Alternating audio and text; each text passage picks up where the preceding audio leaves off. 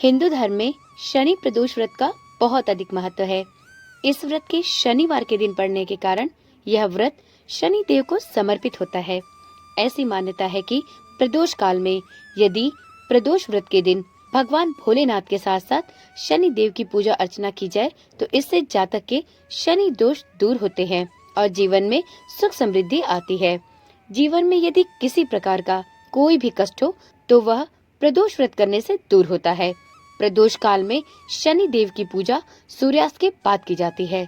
शनि प्रदोष व्रत से जुड़ी इस दिन शनि प्रदोष व्रत की कथा भी अवश्य सुननी चाहिए।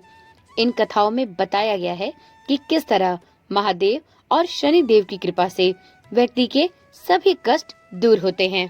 तो चलिए आज यदि आपने भी शनि प्रदोष का व्रत रखा है तो यह कथा अवश्य सुने। पौराणिक कथा के अनुसार एक निर्धन ब्राह्मण की स्त्री दरिद्रता से दुखी होकर शांडिल्य ऋषि के पास जाकर बोली, हे महामुने, मैं अत्यंत दुखी हूँ। दुख निवारण का कोई उपाय बतलाइए। मेरे दोनों पुत्र आपकी शरण में हैं। मेरे ज्येष्ठ पुत्र का नाम धर्म है, जो कि एक राजपुत्र है, और छोटा पुत्र शुचिव्रत है। हम दरिद्र हैं, आप ही हमारा उद्धार कर सकते हैं। उसकी ऐसी बात सुनकर ऋषि ने उन्हें प्रदोष व्रत करने की सलाह दी। कुछ समय बाद प्रदोष व्रत आया। तब तीनों ने ही व्रत का संकल्प लिया। छोटा लड़का, जिसका नाम शुचिव्रत था, एक तालाब पर एक दिन स्नान करने को गया तो उसे मार्ग में एक स्वर्ण कलश मिला, जो कि धन धान्य से भरपूर था। उसको लेकर वह अपने घर आया। उसने प्रसन्न होकर अपनी माता से कहा कि माँ, यह स्वर्ण से भरा कलश मुझे मार्ग में प्राप्त हुआ है। माता ने धन देखकर शिव महिमा का वर्णन किया और राजपुत्र को अपने पास बुलाकर बोली, देखो पुत्र, यह धन हमें शिव जी की कृपा से प्रदोष व्रत करने की वजह से प्राप्त हुआ है। अतः अब इसे भगवान शिव का प्रसाद समझकर तुम दोनों ही पुत्र आपस में इसे आधा आधा बांट लो। माता का वचन सुनकर राजपुत्र ने शिव पार्वती का ध्यान किया और बोला, माता, यह धन आपके पुत्र का है, मैं इसका अधिकारी नहीं हूँ। मुझे भगवान भोलेनाथ और माता पार्वती जब देंगे तब मैं इसे ग्रहण करूँगा। इतना कहकर वह राजपुत्र भगवान भोलेनाथ की आराधना में लग गया। एक दिन दोनों भाइयों ने विचार किया कि उन्हें प्रदेश भ्रमण पे जाना चाहिए। वहाँ उन्होंने अनेक गंधर्व कन्याओं को क्रीड़ा करते हुए देखा। उन्हें देखकर शुचिव्रत ने कहा, भैया, अब हमें इससे आगे नहीं जाना चाहिए। इतना कहकर शुचिव्रत उसी स्थान पर बैठ गया, परंतु राजपुत्र अकेला ही उन स्त्रियों के बीच में जा पहुंचा। वहां एक अति सुंदरी राजकुमारी उस राजकुमार को देखकर उस पर मोहित हो गई और वह राजपुत्र के पास पहुंचकर अपनी सखियों से बोली, हे सखियों, इस वन के समीप ही जो दूसरा वन है, तुम सभी वहां जाकर देखो। वहां भांति भांति के पुष्प खिले हैं। बड़ा सुहावना समय है, उसकी शोभा देख कर आओ। यहीं बैठकर मैं तुम सबकी प्रतीक्षा करूंगी। मेरे पाँव में बहुत पीड़ा हो रही है।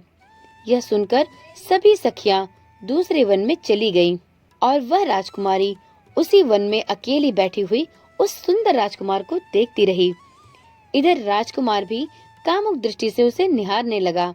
युवती बोली, आप कहाँ रहते हैं और इस वन में कैसे पधारे? किस राजा के पुत्र हैं आप? क्या नाम है आपका? राजकुमार बोला, मैं विदर्भ नरेश का पुत्र हूँ। कृपया करके आप अपना परिचय दें। युवती बोली, मैं विद्रविक नामक गंधर्व की पुत्री हूँ। मेरा नाम अंशुमति है। मैंने आपकी मन स्थिति को जान लिया है कि आप मुझ पर मोहित हैं। विधाता ने हमारा और तुम्हारा संयोग मिलाकर रखा है। यह कहकर उस युवती ने एक मोतियों का हार राजकुमार के गले में डाल दिया। राजकुमार हार स्वीकार करते हुए बोला, हे भद्रे, मैंने आपका प्रेमोपहार स्वीकार कर लिया है, परंतु मैं बहुत निर्धन हूँ। राजकुमार के इन वचनों को सुनकर गंधर्व कन्या बोली कि मैं जैसा कह चुकी हूँ वैसा ही करूँगी। अब आप अपने घर जाएं। इतना कहकर वह गंधर्व कन्या अपनी सखियों से जा मिली। इधर घर जाकर राजकुमार ने शुचिव्रत को सारा वृतांत कह सुनाया। जब तीसरा दिन आया तो वह राजकुमार शुचिव्रत को लेकर उसी वन में पुनः जा पहुंचा। वहीं गंधर्वराज अपनी कन्या को लेकर आ गए।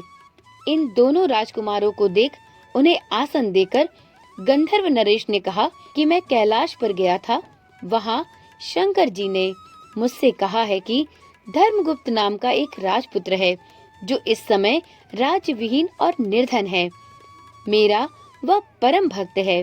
हे गंधर्वराज, तुम उसकी सहायता करो।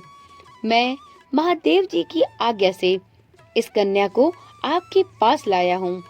आप इससे विवाह करें और मैं आपकी सहायता करूँगा और आपको आपका खोया हुआ राजपाट पुनः वापस दिलाऊंगा। इस प्रकार गंधर्वराज ने अपनी कन्या का विधिवत विवाह उस राजकुमार से कर दिया। विशेष धन और सुंदर गंधर्व कन्या को पाकर राजपुत्र अति प्रसन्न हुआ। भगवत कृपा से वह समयोपरांत गंधर्वराज की सहायता से अपने शत्रुओं का दमन करके अपने राज्य को वापस प्राप्त कर लिया और इसके पश्चात अपनी पत्नी, अपने छोटे भाई शुचिव्रत और अपनी माता के साथ खुशी पूर्वक रहने लगा।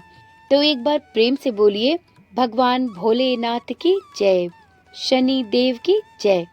मित्रों, जो भी कोई साधक संपूर्ण श्रद्धा और विश्वास के साथ भगवान भोलेनाथ और महाराज शनि देव की कृपा प्राप्त करना चाहता है, उसे शनि प्रदोष व्रत अवश्य रखना चाहिए।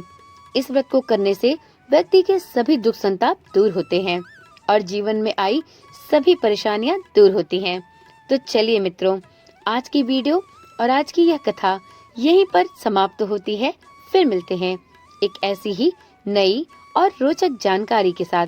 तब तक के लिए ओम नमः शिवाय, जय श्री कृष्णा, राधे राधे।